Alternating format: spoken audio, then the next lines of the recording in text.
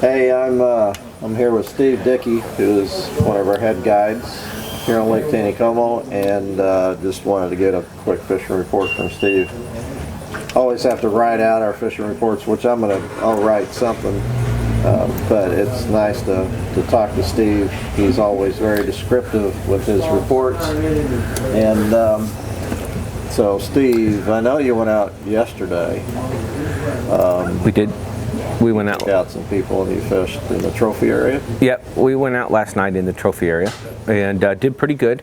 We've been going out late in the evenings. That's been the best. And we fished big sand wandworms. Been fishing big sand wandworms all year.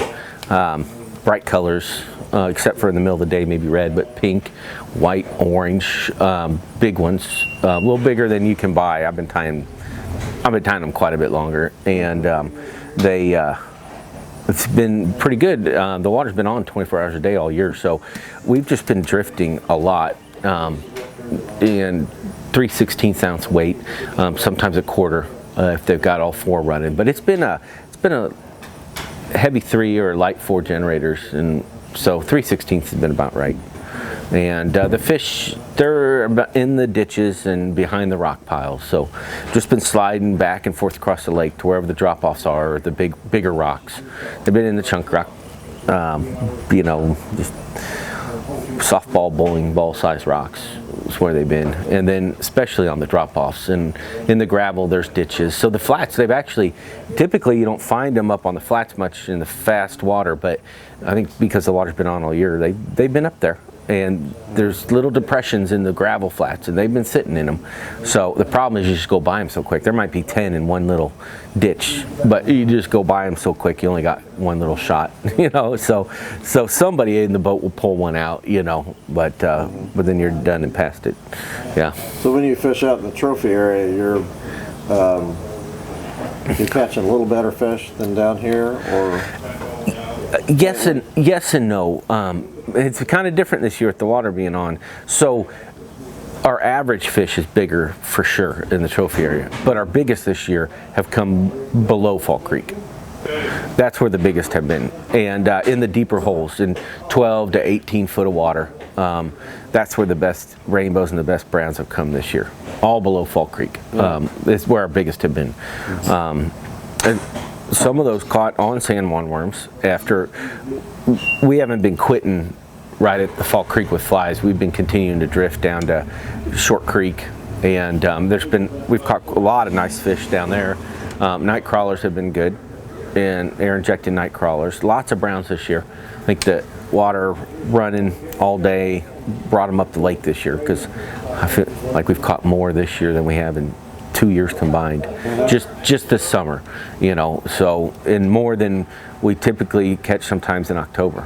Yeah. So lots of browns this year. We've caught some big ones too, some 22, 24 inches, very heavy.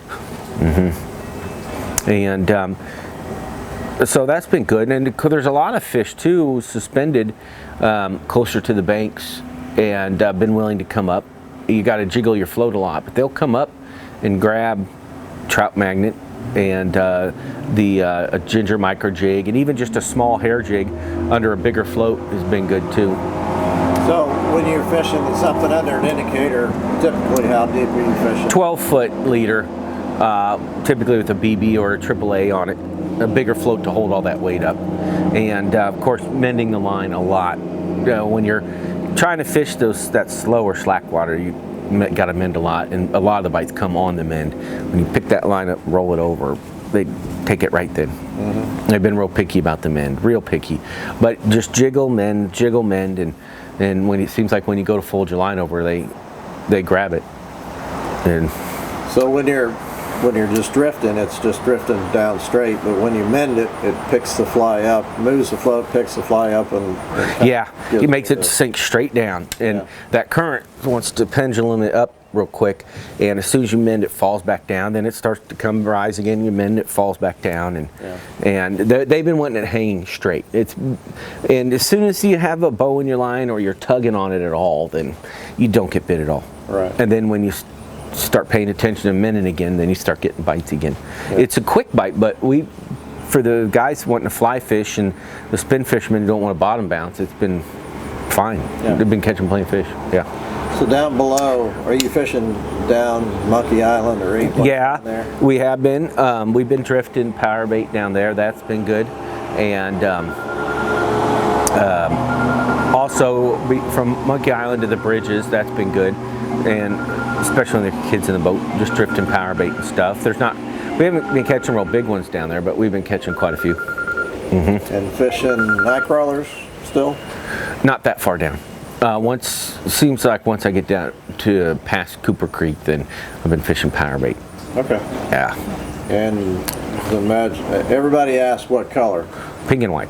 Pink and white. Pink and white, yeah. Orange has been good too, but pink and white has been our best color all year. Okay. Yeah.